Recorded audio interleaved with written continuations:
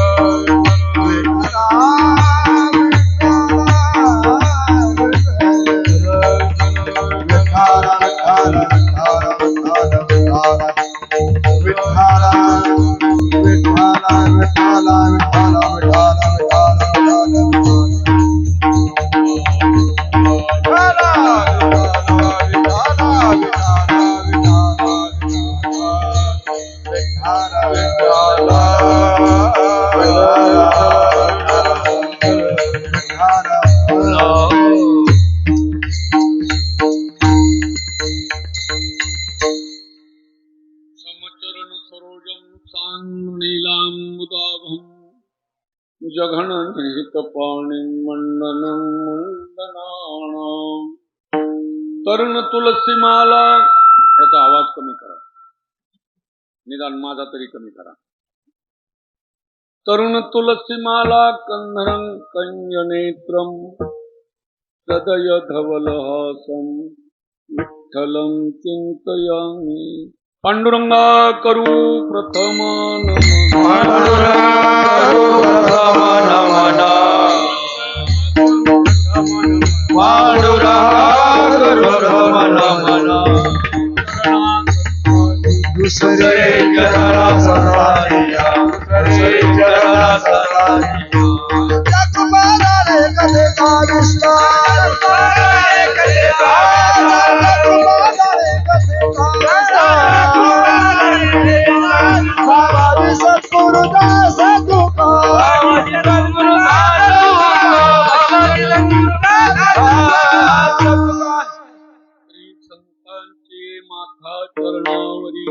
साष्टांग हे करी दंडव. सेवेलाजी सेवक झालो, तुमच्या लागलो निज चरण. मस्तक माझा पायावरी या वार करी संतांच्या. नमो सद्गुरु तुकया ज्ञानदीपा, नमो सद्गुरु सच्चिदानंद रूपा, नमो सद्गुरु भक्त कल्याण मूर्ती, नमो सद्गुरु भास्कर पूर्ण कीर्ती. जयांचे केलिया स्मरण, होय सकळ विद्यांचे अधिकरण. हे चिवंदू श्रीचरण श्री गुरूंचे ते नमस्कारू. आता ते काले सुधी सांभाळावे चारी कोण, ही काले परी केले पाहिजे जतन. सोंकरी सोंकरी सोहंकरी, विसावा तोवरी नको उभे आहे तो. प्राप्त स्थळी सेवे प्रसंगी निवडलेला अभंग श्रीमंत जगद्गुरु श्री तुकोबारायांचा 6 चरणाचा अभंग असून मरणांच्या गाथेतील शेतावरील अभंग या प्रकरणाखाली, या सदराखाली आलेला अभंग. विठ्ठल विठ्ठल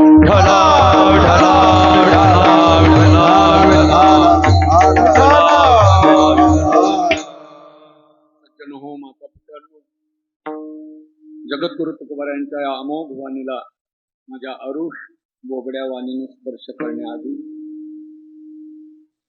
परंपरेनं चालत असलेला हा नियम 2 मिनिटाचं प्रास्ताविक केलं पाहिजे. खऱ्या अर्थानं भगवान अमरेश्वरांच्या कृपाछत्राखाली बजरंगबली मारुतीरायांच्या साक्षीनं आणि ऐश्वर्य संपन्न महान योगीराज भगवान बाबाच्या मंदिराचं बांधकाम आपल्या या अमरेश्वर नगरीत पूर्णत्वाला गेलं आणि मूर्तीची प्राण प्रतिष्ठा आणि कलशारोहण सोहळा या प्रित्यर्थ भव्य आणि दिव्य आपल्या अंबरवाडी नगरीत या धर्म सोहळ्याचं आयोजन झालं आणि त्या सोहळ्याचा आज चौथा दिवस तुम्हा भाविकांच्या सर्वांच्या वतीनं माझ्या पदरात टाकल्या गेला, माझ्याकडे सोपवल्या गेला. मी तुमच्या सेवेला रुजू झालो आणि फार नियोजन सुंदर आहे. प्रत्येक महाराजांचं सौजन्य, प्रत्येक एका ग्रामस्थांनी उदार मनाने घेतलेलं आहे सौजन्य. आज आमचं सौजन्य आमचे परममित्र ज्ञानदेवरावजी घुगे संस्थात त्यांनी दुकानदार म्हणतात. दुकानदार म्हणल्यावर काय विकतील याचा निर्णय काही विकता येतं. आज उलट झालं, दुकानदाराने महाराज घेतला. विकत घेतलाय का फुकट घेतलाय त्यांचं त्याला माहित, मला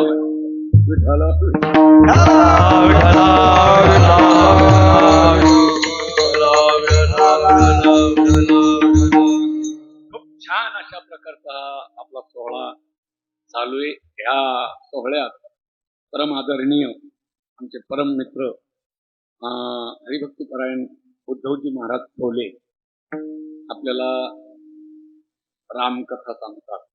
समोर ग्रंथ आहे रामचरित मानस. तुलसी रामायणाची गोड कथा महाराज सुंदर गोड संख्यात सांगतात आणि दररोजच्या कीर्तना करतात. जे गुरुजन उभे, मला आदरणीय वंदनीय पूजनीय अशी मंडळी, खर तर आता अवघड अभंग निवडू नये. कीर्तनकाराने थोडा विचार केलाच पाहिजे. एवढ्या अवघडात कशाला बोलायचं सगळ्याला. भानगडाचे महाराज असे रत्न मिळतच नाही. मिळाले की चांगले, त्यावेळेला चांगला जोड मिळतो ना, सामटाच काय खुमखुमी येते काही कळत. असे रत्न मिळणार कुठून?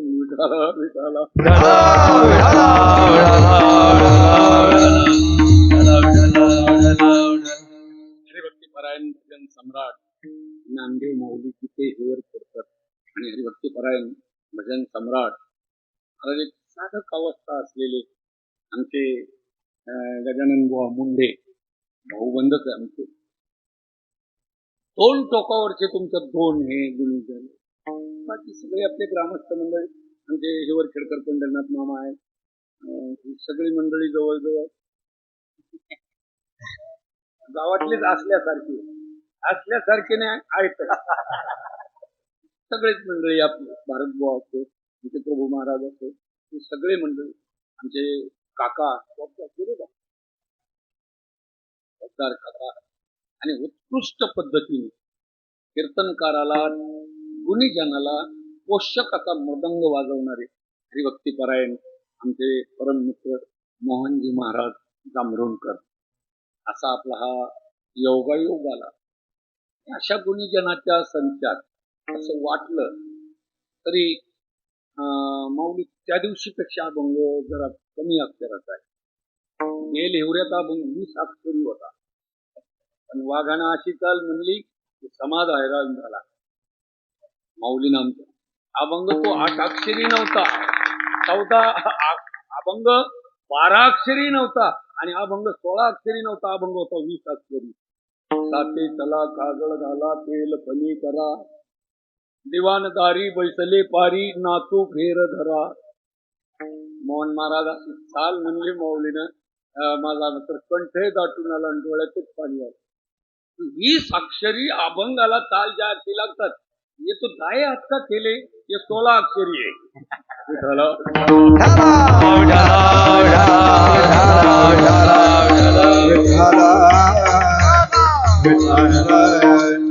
सुंदर असा आपला सुयोग आहे आणि 14 दिवसांची सेवा. त्या निमित्तानं मला प्रस्तावनेत जास्त तुमचा अनमोल वेळ न घालवता अभंगाकडे वळावं लागणार आहे, कारण अभंग 6 चरणाचा आहे आणि अभंग तुकोबारायांचा आहे. महाराज तुकोबाराय म्हणजे तुकाराम, म्हणजे तुकारामच, ते गंगारामन सकाराम नाही. तुकोबाराय म्हणजे तुकोबाराय. तुका तरी सहज बोले वाणी, त्याचे घरी वेदांत वाहे, पाणी. काय तुकोबरांचा अधिकार आहे महाराज. प्रयाण काळी दे विमान पाठविले. प्रयाण काळी देवी विमान पाठविले.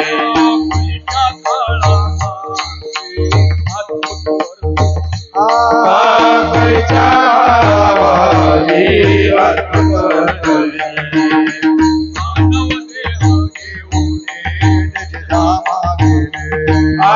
मानव देह घेऊन निज धामा गेले. सकळ संस्था पोषविले. म्हणे सकळ संस्था पोषविले. म्हणे सकळ संस्था पोषविले. म्हणे सकळ संस्था पोषविले.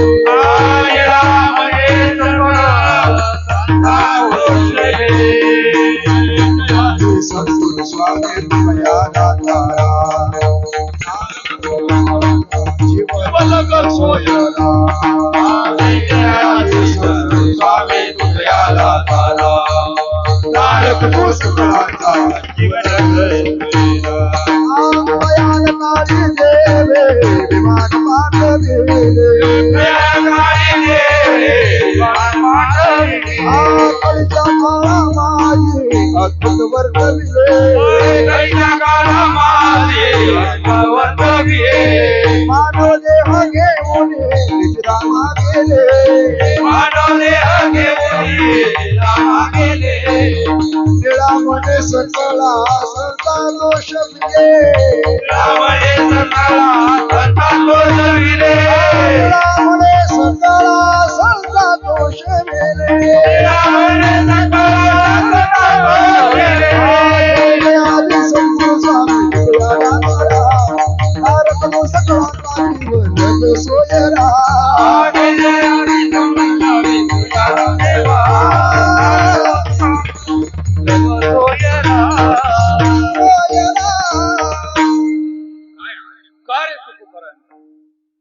संतांचा अधिकारच मोठा आहे. ज्यांच्या मंदिरात बांधकाम करून तुम्ही ज्यांच्या मंदिराच्या प्राण प्रतिष्ठाचा आणि कलशारोहणाचा सोहळा करताय ते भगवान बाबा, तेच तुकोबर आहे. फरक नाही, नावात फरक आहे फक्त. महाराज भगवान बाबाचं नावच भगवान नव्हतं, आबा नाव आबा होतं. आणि जेव्हा भगवान बाबा अगदी लहान असताना माणिक बाबांच्या दिंडी सोहळ्यासोबत पंढरपूरला गेले होते. आणि एका श्रीमंत गबाजी पाटलांचा मुलगा, एका श्रीमंताचा मुलगा दिंडीत गेले होते. आणि माणिक बाबांचा काय अंतःकरणावर बोध झाला.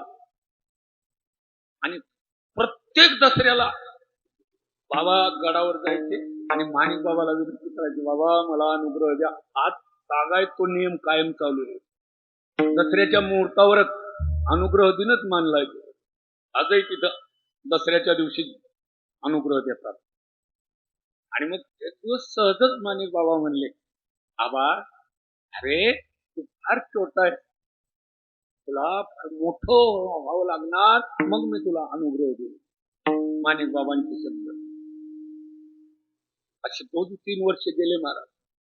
बाबाचं वय असं आबा नाव होतं. बाबाने एक दिवस माणिक बाबाला विचारलं, बाबा मी केवढा मोठा होऊ मग मला तुम्ही गुरुमंत्र द्याल? बाबा म्हणले, तू एवढा मोठा हो, या मंदिरावरून उडी टाकता आली पाहिजे तुला. मंदिर होतं 40 फूट उंच. भगवान बाबा त्या मंदिरावर गेले आणि कळसावरून हाक मारली, माणिक बाबा. उडी आली आणि कळसावरून उडी खाली मारली महाराज. धरणी मातेनं अलगत बाबाला असं केलं, धक्का लागला नाही. त्या दिवशी माणिक बाबा चक्कर आलं होतं माणिक बाबाला. एवढ्या श्रीमंताचा मुलगा, गबाजी पाटलाचा मुलगा, जर काही बरं वाईट झालं तर मला काय होईल. पण जसे तर तसे बाबा उभे राहिले. त्या दिवशी माणिक बाबा म्हणले, आबा तू आबा नाही भगवान आहे. विठ्ठल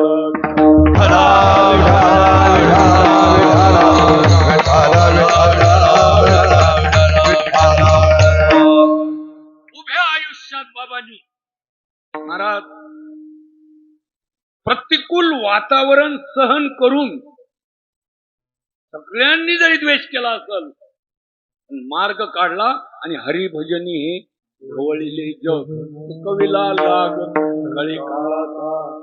या हरिभजनात जग ढवळून काढलं, जग ढवळून काढलं. म्हणून कोण्या जिल्ह्यात बाबाचा जन्म आणि कोणत्या गावात बाबाचं मंदिर राहिलं नाही. मला वाटतं असे दुर्भागी गावं माझ्या गावासारखे थोडे असतील.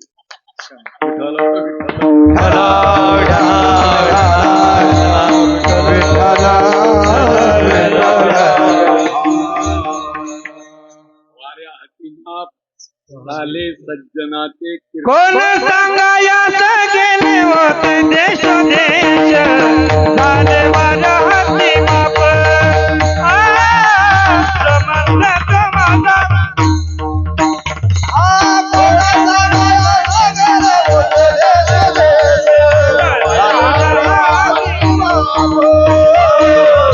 समर्थ तुम्हाला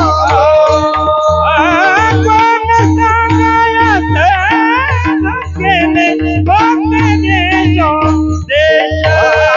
सांगायास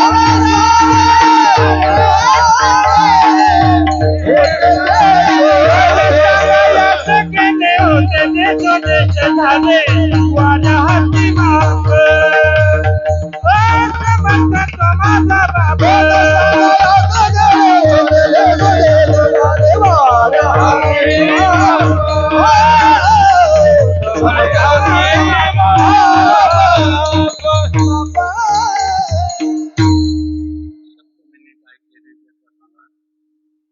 कोण सांगाया गेले होते देश देश कोण सांगावया गेले होते देशोदेशी.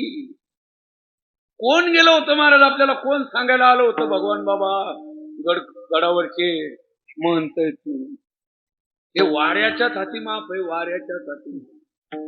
इथंच नाही हा सोहळा, तुका म्हणे गाजे वैकुंठी सोहळा या ही भूमंडळा माझी कीर्ती.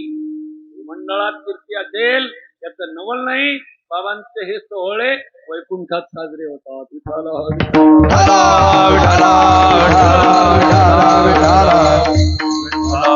अशा भगवत भक्ताबद्दल भगवान अर्जुनाला सांगतात, अर्जुना आत्मज्ञाने सोखडी संतजी माझी रुपडी तेच दृष्टी पडवावडी कामिनी गई.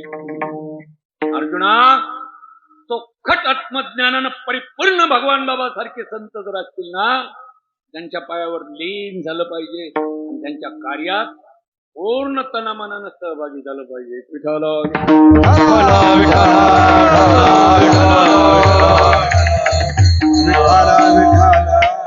अंतःकरणपूर्वक अंबरवाडीकरांच्या चरणावर नतमस्तक होतो, सगळ्यांच्या चरणावर.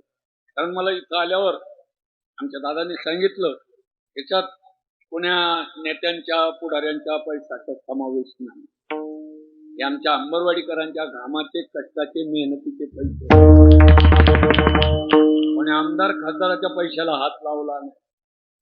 आणि तुम्ही सर्वांनी मिळून बाबाचं काम केलं. एक माझी लेकराची विनंती आहे का, बाबाला एखाद्या जातीपातीच्या बंधनात अडकून पाडू नका.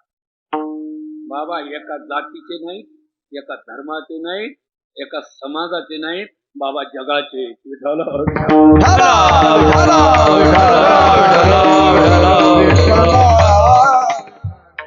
पायाजवळ पाहणाऱ्या लोकांनी जेव्हा जेव्हा महान महान लोकांना आपल्या समाजापुरतं मर्यादित केलं ना महाराज, हे गुरु संत मर्यादित नसतात, ते अमर्याद असतात. हे विश्वची माझी घर आई श्रीमती दयांती, त्यांच्या मते हे विश्व त्यांचं घर आहे. पण आपण एक समाज एक जात एवढ्यातच भगवान बाबाला मर्यादित दडपण आणू नका. बाबा जगाचे जगाचे जगाच्या कल्याणा संतांच्या विभूती का जातीच्या कल्याणा? जातीने ह्या भानगडीत कशाला माती खायला पडावं?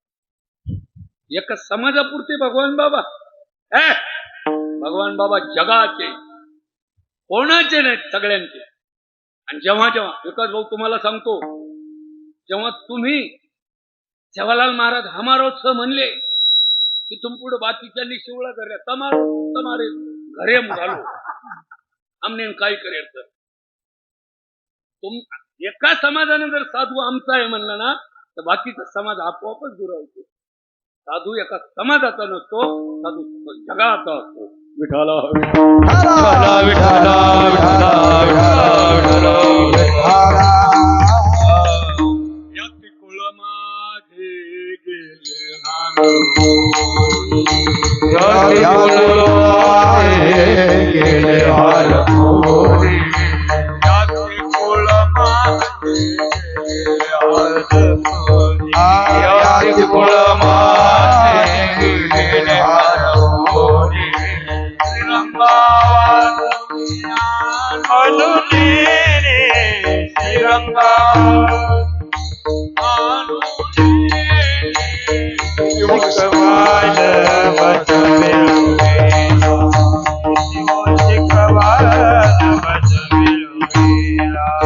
श्रीरंगा वासुदे आलोने श्रीरंगा वासुदे आलोने शिकवार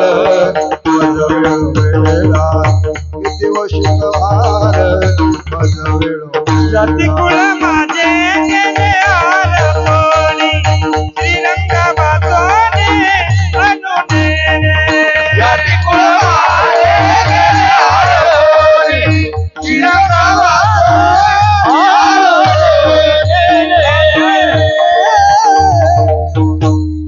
जातीचा संबंध फक्त व्यवहाराचा, परमार्थात जातीचा संबंध नाही.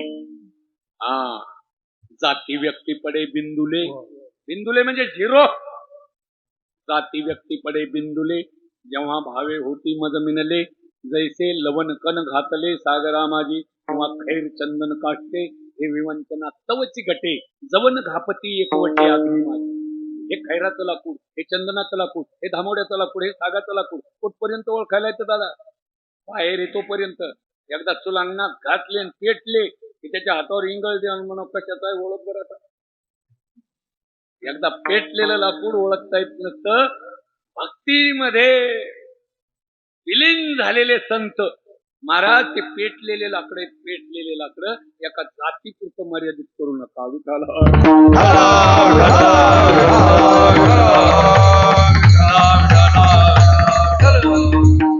भगवान बाबासारख्या महान ऐश्वर्य संपन्न संतांचं आपण कलशारोहण सोहळा करतो. आपण फार भाग्यवान आहोत. मूर्तीची प्राणप्रतिष्ठा सुद्धा आहे आणि या सोहळ्यात जगद्गुरु तुकोबारायांचा मोठाच्या मोठा 6 चरणाचा अभंग जगद्गुरु तुकोबाराय म्हणतात. हे शरीर रूपी शेत परमार्थ रूपी सुधीला आलंय. या शरीरानं परमार्थ करण्याची संधी मिळाली नाही. याच शरीराला परमार्थ करता येतो. येण्याची शरीरे शरीरा येणे सरे किंबहुना येरधारे शिरा पडे. आपल्या जन्म मरणाच्या अनिष्ट परंपरेवर कायमचा चिरा म्हणजे दगड पाडता येतो.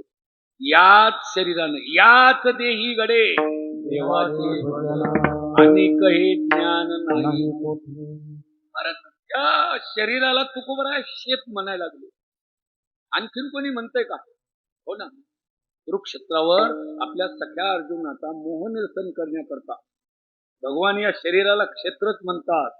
13वा अध्याय पहा भगवद्गीता.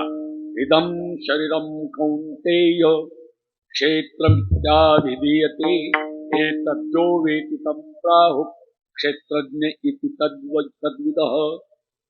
पार्था परिशिजे देह हे क्षेत्र म्हणजे आणि याते जाणे तो बोलिजे क्षेत्रज्ञ होय. विठाला विठाला विठाला विठाला विठाला क्षेत्र आणि क्षेत्रज्ञाते जाणणे जे निरुते ज्ञान आयसे तयाते म्हणू आम्ही. अर्जुना खरा ज्ञानी तोच आहे ज्याला कळलं हे शेत आहे. का बरं शेत म्हणले असतील? शरीराचा शेताचा संबंध कुठे येतो? महाराज जसं शेत आहे ना तसंच आहे. शेतात काय निघत, कसलं तर पीक, आणि आळस केला तर नांद्रे गवत, दुसरं काय.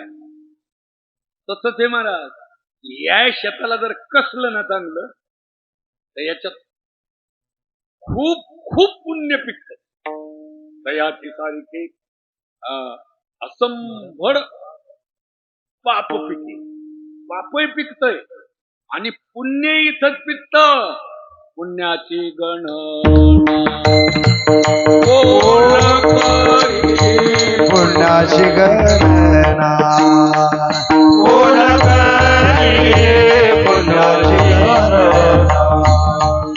कोण करी. हरी मुखे म्हणा, हरी मुखे म्हणा, पुण्याची गणना कोण करी, पुण्याची गणना कोण करी, पुण्याची गणना कोण करी. हरी मुखे म्हणा, हरी मुखे म्हणा, पुण्याची गणना कोण करी, पुण्याची गणना कोण करी, पुण्याची गणना कोण करी. विधीचे मापे सक्रिया विजारोपे, तरी शतवरी मापे सुखची मविजे. महाराज शेकडो खंड्या पुण्यच पुण्य, पण विधीचे निमापे, विधी काय निषेध काय कळायला पाहिजे.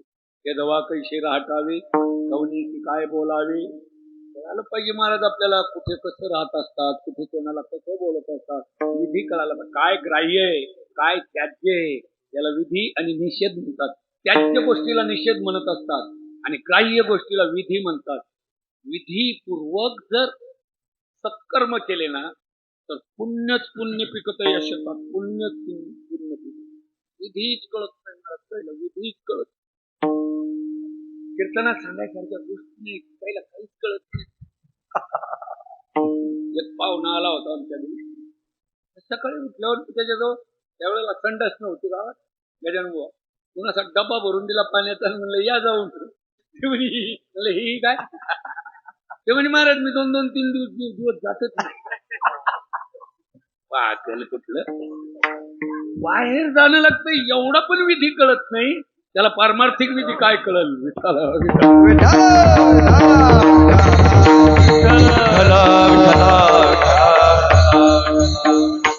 विधीपूर्वक बिनचूक जर वागणूक असेल पुण्य पिकत, महाराजाच्या पुण्य पिकत. आणि विधी जर चुकली, विधीची वाफ चुकवी, अन्यायाचे बीज वाफवी, कुकर्माचा करी राबू जरी, तरी तयाची सारखे असंभड पाप पिके.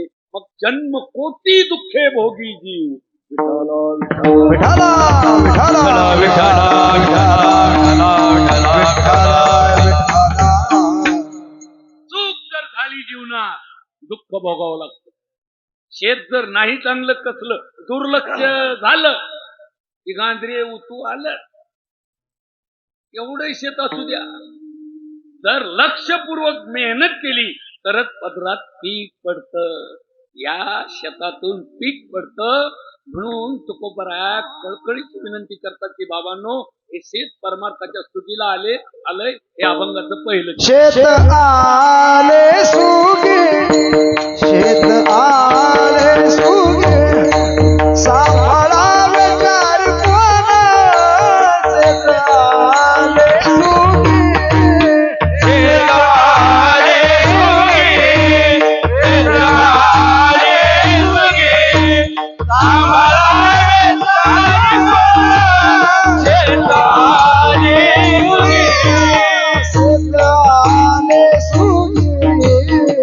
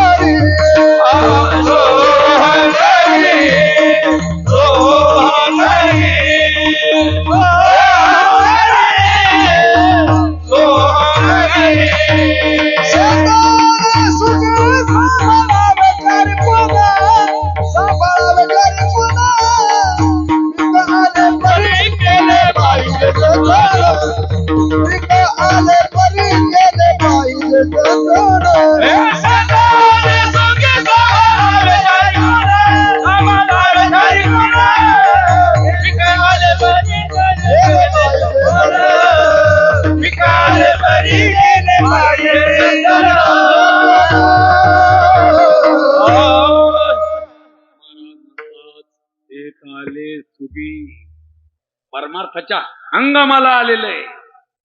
परमार्थ करता येतो, करण्या लायक आहे हे शेत. तशी सुविधा आहे, तशी सामग्री आहे. दिले इंद्रिय, हात, पाय, कान, डोळे, मुख कशा करता दिले?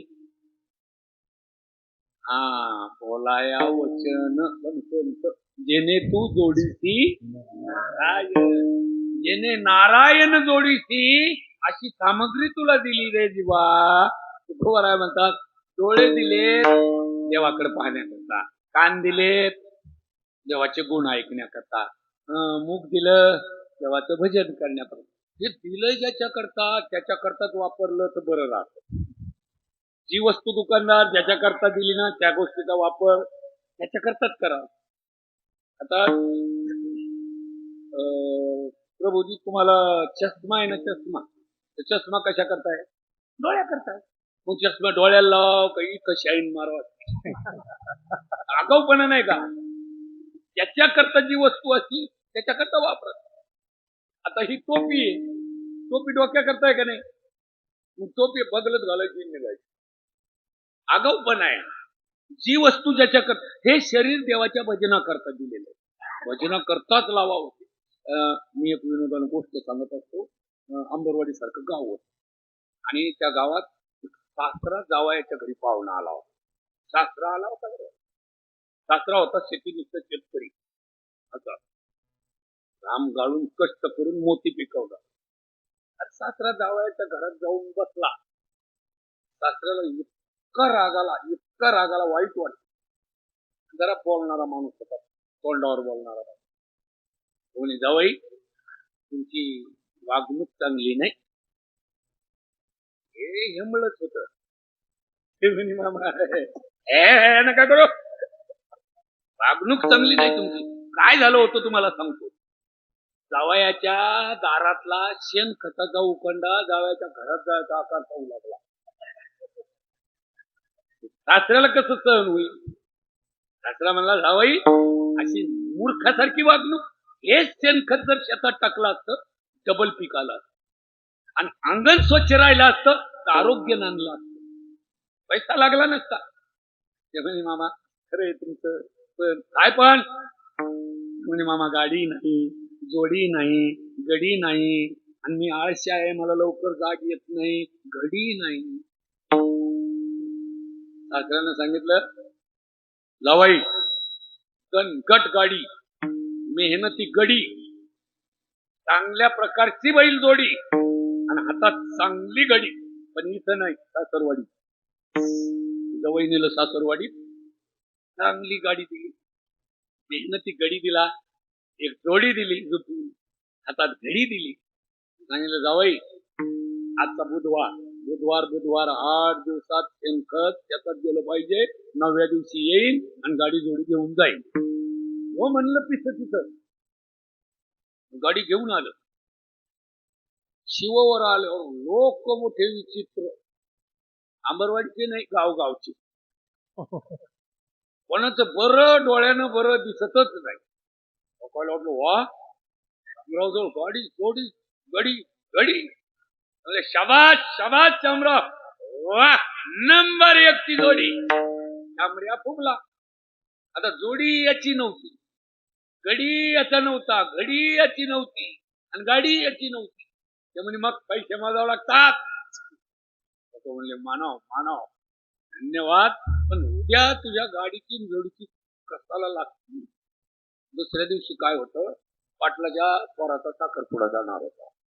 गाडी कशा करता आणली होती ध्यान तुम्ही ठेवा. आता त्यानंतर शामऱ्या ध्यानावर नाही. दुसऱ्या दिवशी पाटलाच्या पोराच्या साखरपुड्याला गाडी, एका कुठल्याला 2 माणसं. गाव मोठं हुशार, सगळ्यांना आपले बैल तोलून धरले. शामऱ्या पुढे जाऊ द्या, शामऱ्या पुढे, शाबास शामराव शाबास. बेभान झाला. दुसऱ्या दिवशी कुंकू, तिसऱ्या दिवशी लग्न, चौथ्या दिवशी जत्रा, 5व्या दिवशी जात्रा. येतेच जातच राहिला. 8 दिवस बाहेर नेले बैल गाडी आणि 9व्या दिवशी सासरा आला. त्या दिवशी तर सगळा उकंडा घरात गेला. काय राग आला असेल सासऱ्याला. सासरा म्हणजे परमात्मा. त्यानं ही गाडी जोडी घडी हे सगळं दिलंय. ज्याच्या करता जर वापरलं नसल, जर वेगळ्या वाटेनं जर आपण जाल तर चुकलिया वर्म फेरा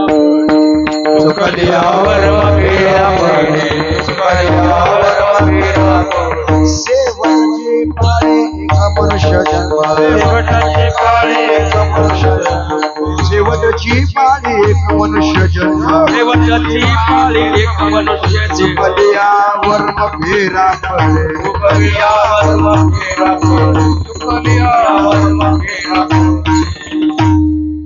चूक झाल्यावर माफ नाही महाराज. चूक करू नका. मी नेहमी सांगत असतो, कुणाच्या बापाला भिवू नये पण पापाला भिलं पाहिजे. कोणाच्या बापाची भीती नाही मग, पण पाप करू नये. पाप झालं की दुःख होतं. मला मराठवाड्यातला अभ्यास नाही, पण आमच्या इकडं काठ्यावर पाय पडल्यानं भाऊ गुदगुल्या होता. गुदगुल्या पहिल्यापासून सुरू करणं मग काठ्यावर पाय पडला की वेदना होणारच.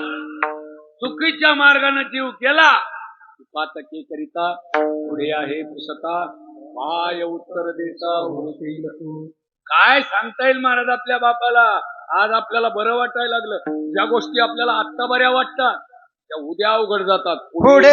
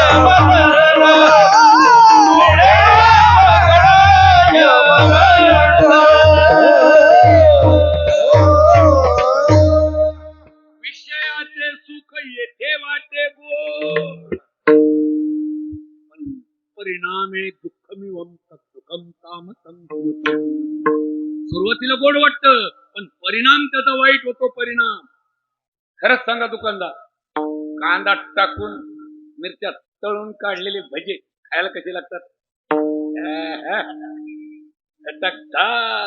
दुसऱ्या दिवशी पडतात बेजार. ध्यान ठेवलं पाहिजे की आपण उद्या बेजार होऊ. आज स्वैर विषयाचं आचरण जर केलं आज मजा वाटते महाराज. महाराज म्हणतात सांभाळावे चारी कोण. हे शेत सुगीला आलंय, हे शरीर रूपी शेत परमार्थाच्या सुगीला आलंय, पण चार कोण सांभाळले पाहिजे. आणि एरवी तरी मला वाटतं कोणत्याही शेताला आपल्या शेतकऱ्याच्या चार कोपरे असतात. एखादी वाटणी असली तर होळीच्या खानासारखी तिरपी असते. 3 खानाची त्रिकोणी, बहुतांशी त्रिकोणी वाटण्या नाही, वाटण्या चौकोनी. आणि याची 4ही कोण सांभाळावे लागतात. मग त्या शेताला जर 4 कोण आहेत तर या शेताला कोणते 4 कोण आहेत? पहिला कोण, कोण म्हणजे कोपरा. पहिला कोपरा आहे इंद्रिये, दुसरा कोपरा आहे मन, तिसरा कोपरा आहे बुद्धी आणि चौथा कोपरा आहे प्राण. विठाला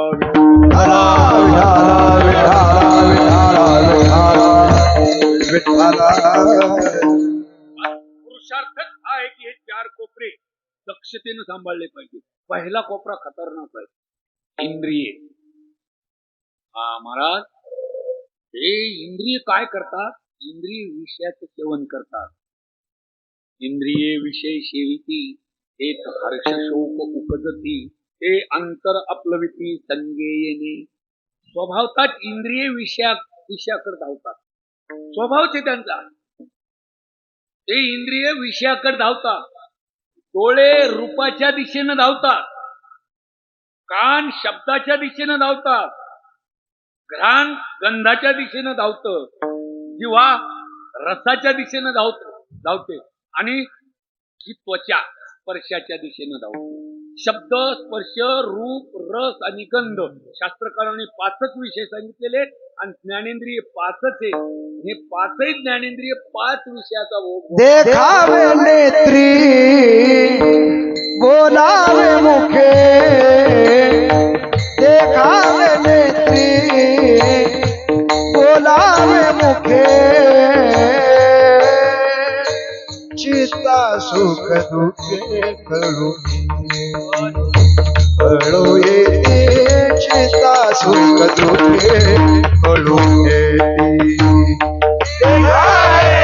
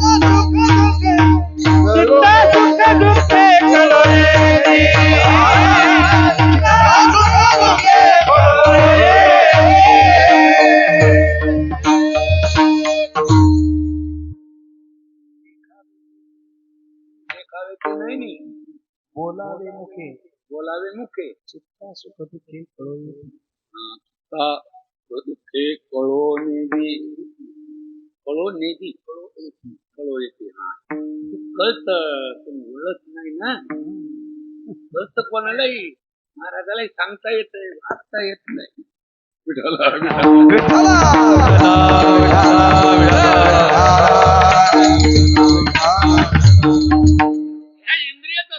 विषयाकडे स्वभावतात खाला धावे पाणी भ्रमर फुलाची वाणी नाना सुतला सांगवणी वस्तूची पा म्हणतात. डोंगर माथ्यावर पडलेलं पाणी स्वभावता खाली पळतं का वरी? खाली पळतात. तसंच स्वभावतात हे इंद्रिय विषयाकडेच जातात. हे स्वरूपाकडे येतच नाही. स्वरूपाकडे येत नाही. विषय आणि विषय कसे? हे विषय तरी कसे रोहिणीचे जळ जळते का स्वप्निता वाचे भद्र जाते. विषय नाशवान असणारा. विषयात यत्कंचित सुखाचा भाग वाटतो. सुरुवातीला वाटतो, पुढे ते कायम टिकत नाही. विषयाचे समसुख बेगडाची बाहुली. बेगडाची बाहुली टिकाऊ कधी खाऊ? टिकाऊ नसती. तसं विषयाचं जे सुख कोणते विषय असू द्या त्या विषयातलं सुख कायम टिकत नाही. तुमची माझी ओळख आहे म्हणून बोलतो तुम्हाला. ज्या दिवशी तुमचं लग्न होतं, लग्न एरी ध्यान करा. त्या लग्नात ती नवरी पायासाठी तुमचे डोळे किती आसावले असतील. भुरपा घेतली आणि पहिल्या त्या नवऱ्या भुरपा घ्यायच्या. महाराज कडकडत होते. होय नवरते तिच्या फक्त तोंडाकडे पाहिलं. काय तोंडात सुख असेल राम झाले. आता खरंच इमानदारीने तुम्हाला पाहावं वाटतं काय कोणाच्या तोंडात? पाहावं लागतं ही गोष्ट सोडा. ते विषयातलं सुख टिकत नाही. भंगत ते भंगत. आणि त्या विषयाच्या सुखाकडे इंद्रिय धावतात. त्या इंद्रियांना असं वळण लावा. डोळे तुम्ही घ्या रे डोळे तुम्ही घ्या रे सुख तुम्ही घ्या रे तुम्ही घ्या रे सुख महाविठोबाचे मुख महाविठोबाचे मुख महाविठोबाचे मुख महाविठोबाचे मुख डोळे तुम्ही घ्या रे सुख डोळे तुम्ही घ्या रे सुख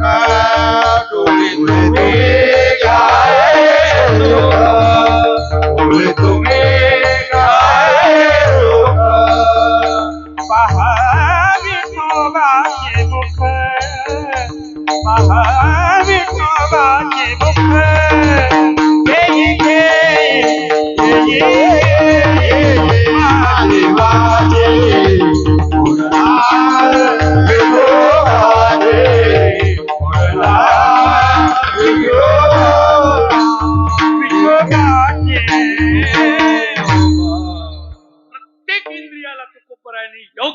लावलंय येणे मुखे तुझे वर्णी गुणनाम हेची मज प्रेम देई देवा डोळे भरोनिया पाहिन तुझे मुख हेची मज सुख देई देवा कान भरोनिया ऐकेन तुझी कीर्ती हे मज विश्रांती देई देवा वाहे रंगी टाळी नाचेन उदास हे सुख हातात पाया देई. प्रत्येक इंद्रिये हे स्वरूपाकार केले तुकोबारांनी स्वरूपाकार देवाकडे लावले. म्हणून इंद्रियाचा कोपरा पहिले सांभाळा इथून चोऱ्या होतात. याचा पहिला कृठा इंद्रिये. तिसरा अध्याय याचा पहिला कृठा इंद्रिये तेथुनी प्रवृत्ती कर्माते विये आधी निर्तळून निघाली तिये सर्व ध्येय. मग मनाची धाव पारुशेल तिची सोडवण होईल येथुनी धारा मोडेल या पापियांचा विठाला हरा विठाला विठाला विठाला. म्हणून इंद्रिये कोंडून घातली हृदय कपाटी. मुखी राम बनोने आये, मुखी राम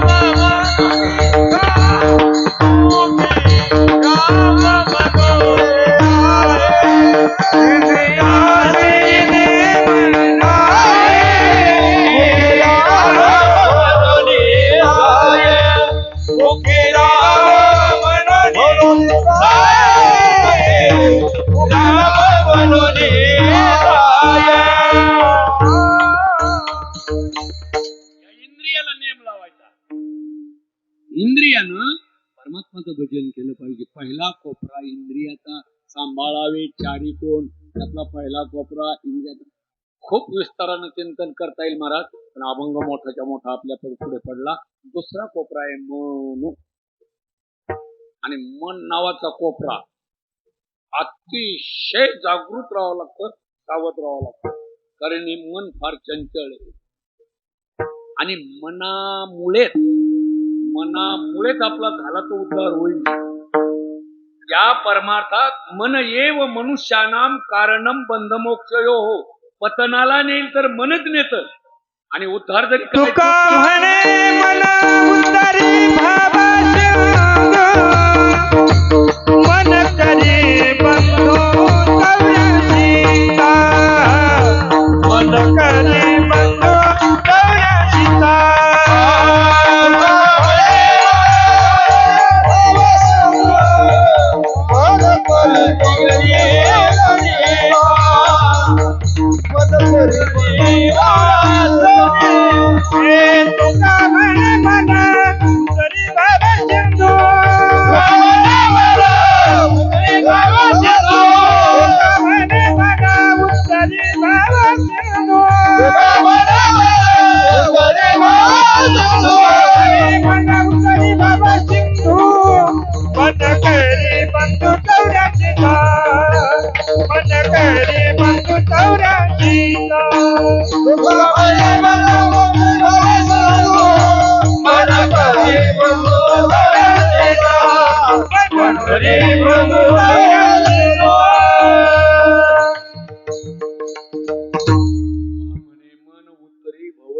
उद्धारही मनच करू शकतो. आणि मन करी बंधू 84 लक्ष योनीच्या फेऱ्यात अडकवणारं असेल तरी मनच.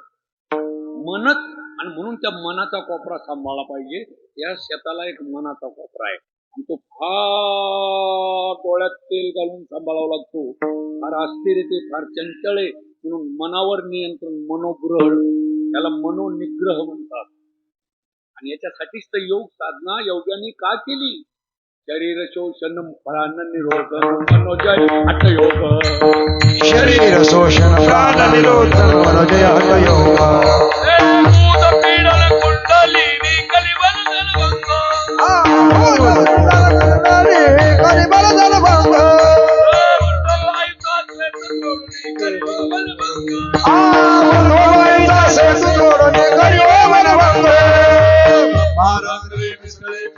मुमुक्षुदंगा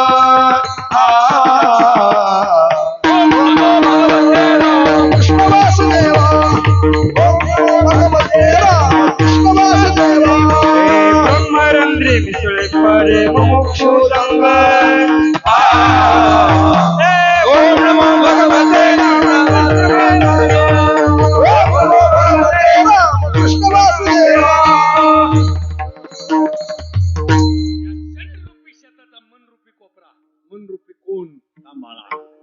तिसरा कोण आहे? बुद्धी.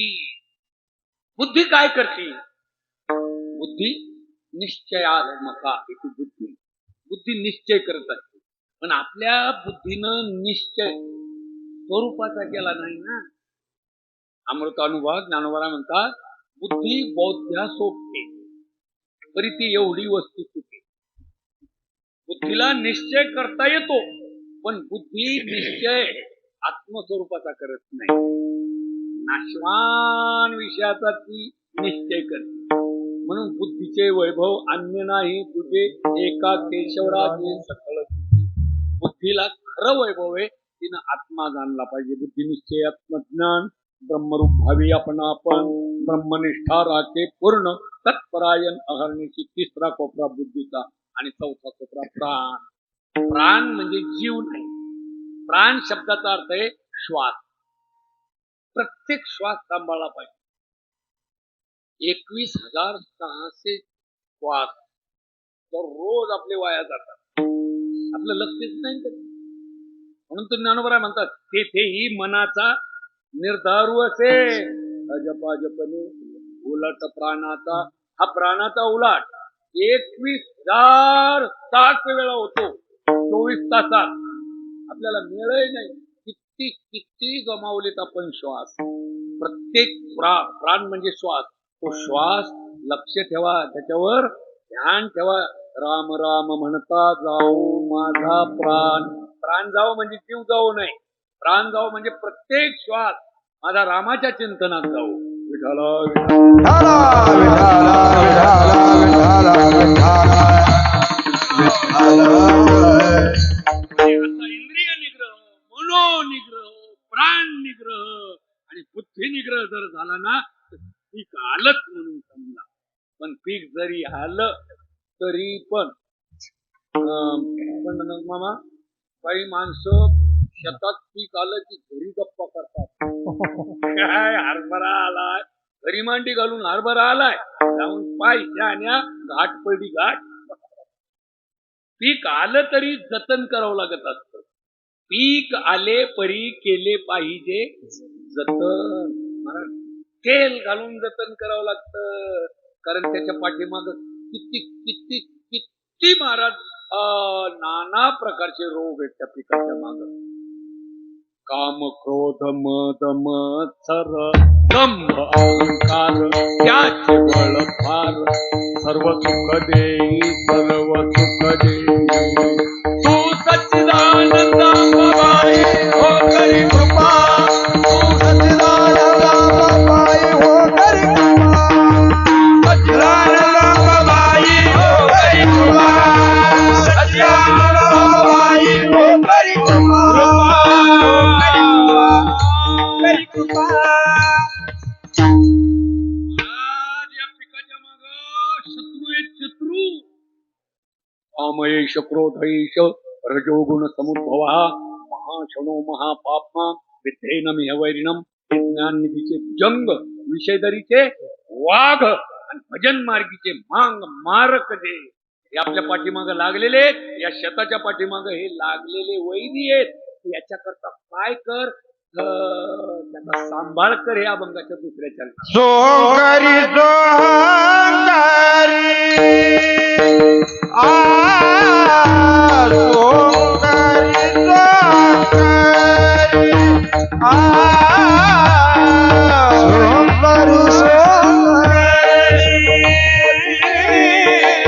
सोंगारी सोंगारी सोंगारी सोंगारी सोंगारी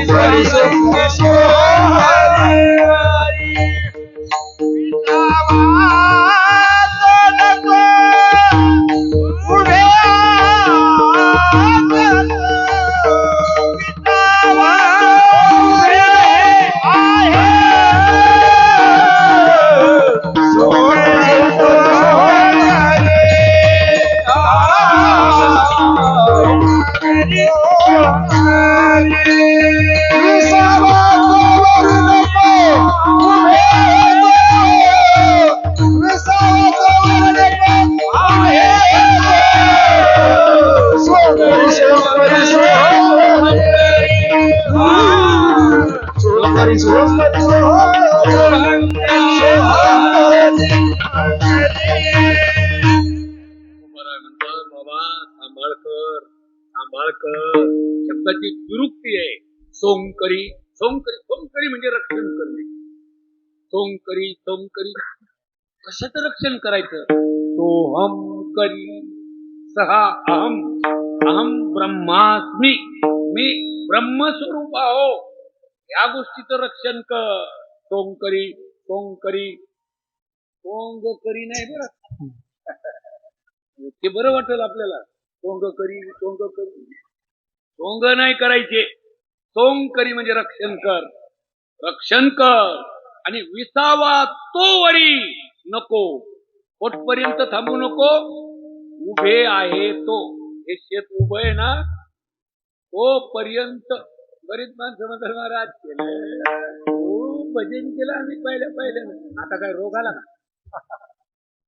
आता काय करायचं? आता काय करायचं नाही. भक्ती अंतिम श्वास तक करना पडती है.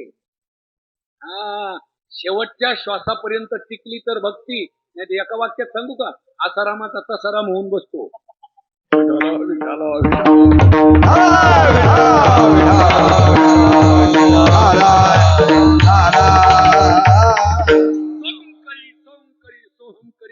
विसावा तो वरी नको उभे आहे तो.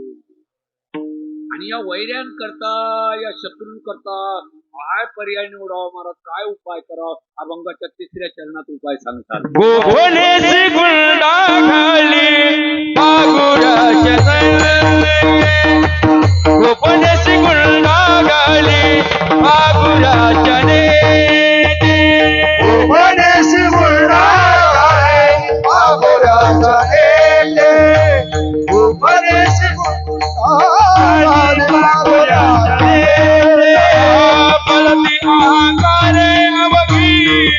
अकराची तारे हलती अंगारे अकराची तारे सोहंकारी सोहंकारी सोहंकारी सोहंकारी सोहंकारी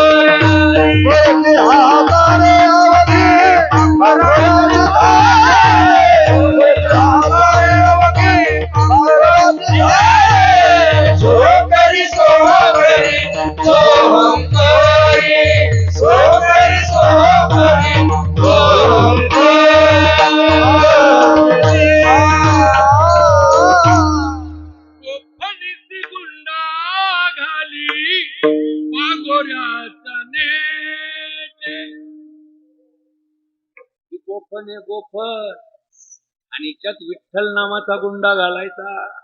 नामचिंतनाचा असा फिरकवायचा पागोऱ्याच्या नेटानं. म्हणजे भजन करायचं पण बेंबीच्या त्यापासून करायचं. राम कृष्ण टाहो नित्य फोडी भजन करायचं. म्हणजे मी हरे राम हरे राम. महाराज आवाज ऐकला की असा हृदयाला भिडतो हृदयाला भिडतो. गोपनीसी गुंडा घाली पागोऱ्याच्या भजन करायचं म्हणजे अट्टहासानच करायचं. मिळ मिळ मिळ मिळ मिळ मिळ भजन करायचं नाही. बरं आपल्याला अट्टहासानं टाहो फोडता येत नाही असं नाही ना. आपण टाहो फोडतो ना कधी कधी. विनोदानं सांगत असतो मी. उन्हाळा दिवस पूर्वीचा काळ असा आणि मग उन्हाळ्या लोकांच्या चालू आहे. आऊ झुपा बैल जरा तापड आता बंधन बांड काढवणावर गाऊत घालायचं आणि पांदीच्या रस्त्यानं काढवून काढायचं. आणि बरोबर फरलांगभर पांदीनं आऊत गेलं की त्याच्या ध्यानात यावर राम कृष्ण हरी डबिंबिड्या घरी. मग पहाच्याचा टाव कसा फुटतो. तिथूनच हाक मारतोय बबन्या